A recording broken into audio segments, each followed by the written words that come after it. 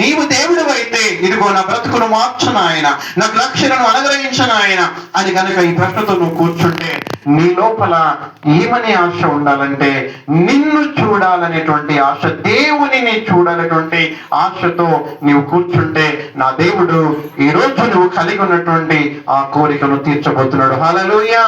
ఆ కోరిక అంటే లక్షలు ఇస్తాడని నేను చెప్పట్లేను, రోగాలు పోతాయని నేను చెప్పట్లేను, శాంతి సమాధానం అయితే నువ్వు చనిపోయిన తర్వాత మోక్ష మార్గాన్ని అయితే నా దేవుడు ఖచ్చితంగా ఇవ్వగలడు. హల్లెలూయా. నమ్మాలి ప్రేమైన వాళ్ళరా. ఏముందట ఆయన లోపలంటే ఆశపడ్డాడంట.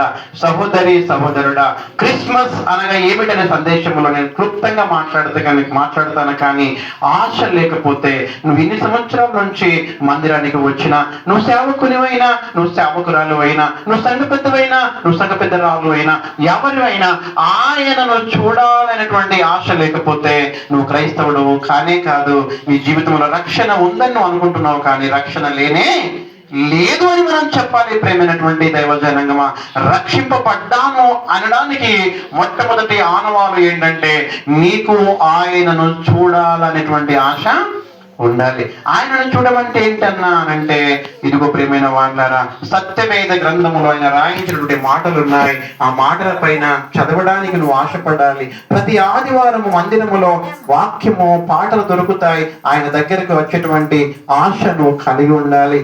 నీ ఆశలన్నీ ఒక వాటిపైన కేవలం బాడీ మాత్రం ఇక్కడ పెడితే రక్షణ లేదుగాక లేదనే చెప్పాలి. ప్రేమైన వాళ్ళరా, ఏమంటుంది వాక్యము 11వ వచనం, నేడు దావీదు పట్టణమందు మీ కొరకు రక్షకుడు పుట్టి ఉన్నాడు. చాలా మంది ఏమంటున్నారంటే రక్షణలో ఉన్నటువంటి మీలో ఈ గుణ లక్షణాలు ఏంటి, ఈ మాటలేంటి, ఈ అలవాట్లు ఏంటని ప్రశ్నిస్తున్నారు. దీనికి కారణం ఏంటంటే రక్షింపబడ్డామనే పేరు చాలా మందిలో ఉంది కానీ చాలా మంది ఆయన రక్షణను మాత్రము అనుభవించట్లేరు. కనుక రక్షణ నాలో ఉంది అనడానికి నీ లోపల నీవు దేవునిపై ఆశతో బ్రతుకుతున్నావా?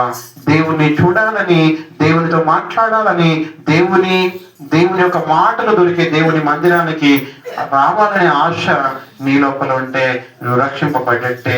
నువ్వు రక్షింపబడాలి అంటే ఈ ఆశ నీకు కలగాలి. ప్రేమైనటువంటి దైవజనంగమా, ఆయన ఆశపడ్డాడు. జక్కయ్య గారు ఆయన డబ్బు లేని వ్యక్తి కాదాయన, డబ్బు లేని వ్యక్తి కాదు ఆయన, చాలా డబ్బు ఉన్నటువంటి వ్యక్తి, ఉద్యోగం లేని వ్యక్తి కాదు ఆయన, బిల్ కలెక్టర్ ఆ రోజుల్లోనే ఉద్యోగం కలిగిన వ్యక్తి దేవాతి దేవుణ్ణి చూడాలని ఆశపడ్డాడు. అయితే ఆయనకు ఒక సమస్య ఉందంట. అదే సమస్యమా, ఆయన పబ్లిక్ ఏమో చాలా ఉన్నారు, జక్కయ్య గారు మాత్రము పుట్టిగా ఉన్నాడంట. ఆశపడ్డాడు. ప్రియమైన వాళ్ళరా, అయ్యో నేను పుట్టిగా ఉన్నాను, ఇక నేను ఏం చెయ్యలేని మాత్రము ఆగిపోలేడు. హల్లెలూయా. మనసుంటే మార్గం ఉంటది, మనసుంటే మార్గం ఉండిద్ది. ఆశపడ్డాడు. ప్రియమైన వాళ్ళరా, ఆశపడ్డాడు కానీ ఆయనకున్నటువంటి హైట్ ఆయన దేవుణ్ణి చూడనీయకుండా అడ్డుపడ్డది. అయితే అంతటితో ఆగిపోయాడా అంటే ప్రేమైన వాళ్ళ ఏం చేశాడమ్మా? చదవండి 4వ వచనం. అప్పుడు యేసు ఆ త్రోవన రానయుండని గనక అతడు ముందుగా పరిగెత్తి ఆయనను చూచుటకు ఒక మేడి చెట్టు ఎక్కెను. హల్లెలూయా. ప్రియమైన దైవజనంగమా, ఆయన అక్కడే ఆగిపోలేడు కానీ ఆలోచించడం మొదలు పెట్టాడు.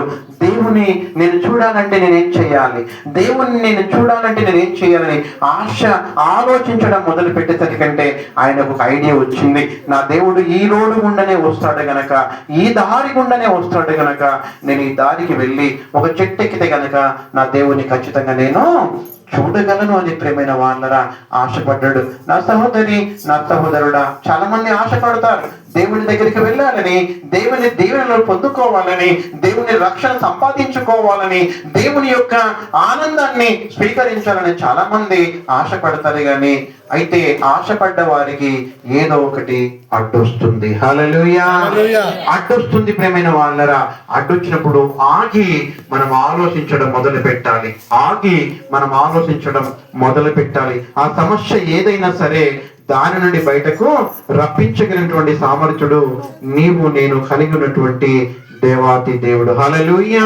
జక్కయ్య గారికి ప్రేమైన దైవజనంగమా మార్గము తెరిచిన దేవుడు, జక్కయ్య గారికి ఆలోచన ఇచ్చిన దేవుడు, నీ బ్రతుకు బాగు చేయడానికి, నీ మనసు బాగు ఉండడానికి, నువ్వు ధైర్యంగా బ్రతకడానికి, నెమ్మది కలిగి జీవించడానికి ఆయన ఇవ్వడా అంటే ఖచ్చితంగా ఇస్తాడు.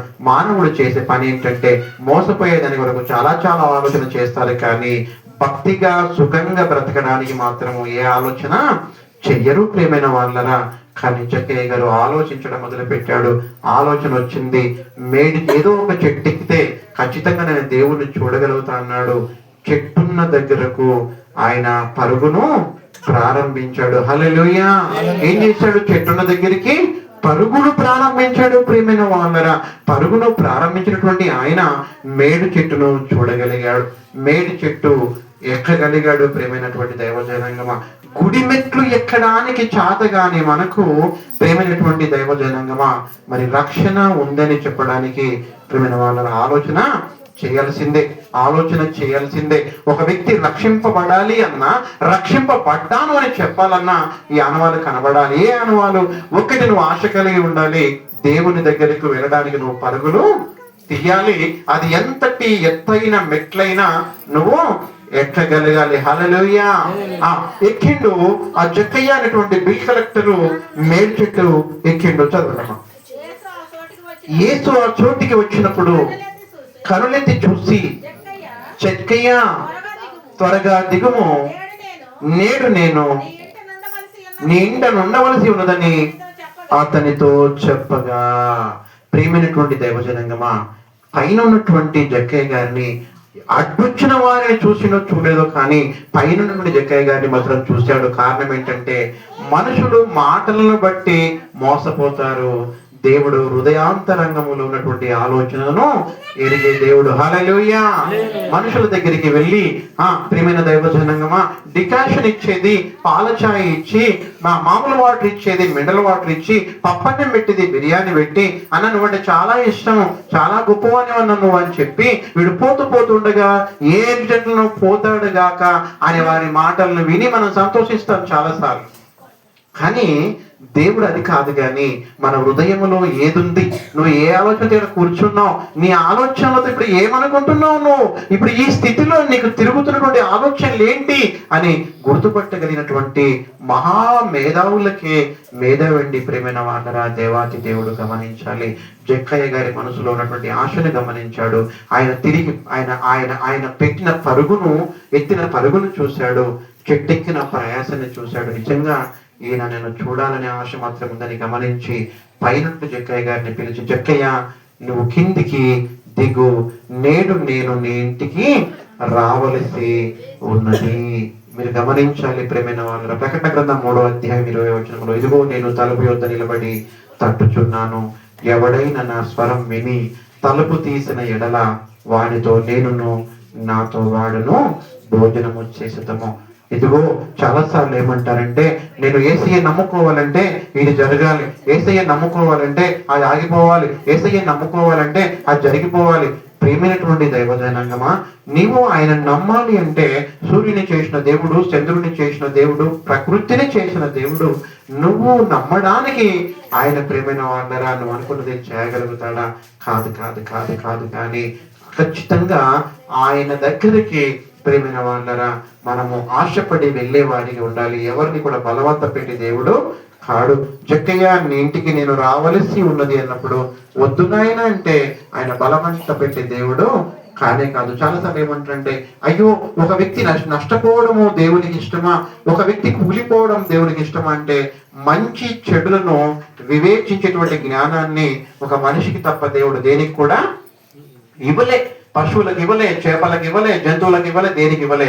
ఏది మంచి ఏది చెడని ఆలోచించినటువంటి మెదడును, జ్ఞానాన్ని ప్రేమైన వాళ్ళ మురాలిటిని మానవునికి మాత్రమే దేవాది దేవుడు ఇచ్చాడు.